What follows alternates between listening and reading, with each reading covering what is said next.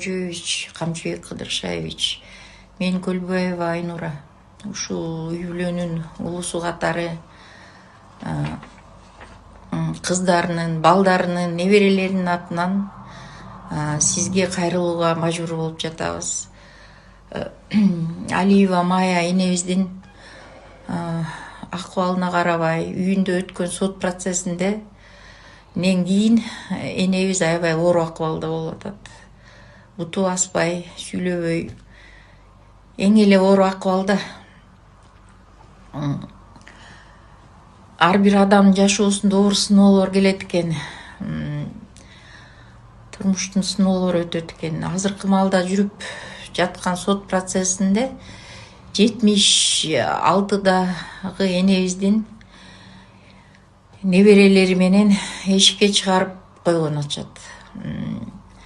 Урматтуу Камчыбек Кыдыршаевич, жогорку трибунадан өзүңүз айттыңыз эле, ар бирөөнө жашаган үйүн калтырабыз деп.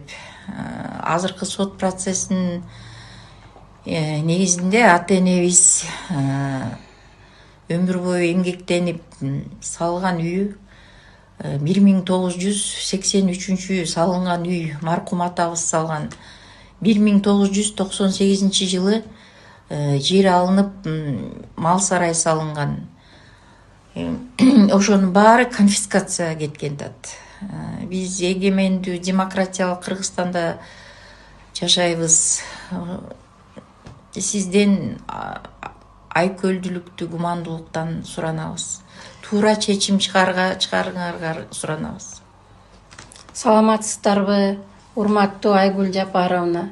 Мен Көлбаева Айгүл сизге аялзат катары, эне катары кайрылып жатам.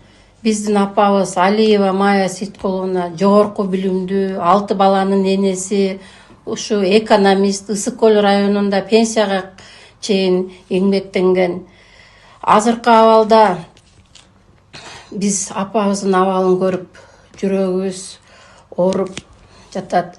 Апабыздын башына түшкөн терең кайгыруу, жоготуу эч кимдин башына келбесин. Канча жашы калды бир Кудайдын колунда.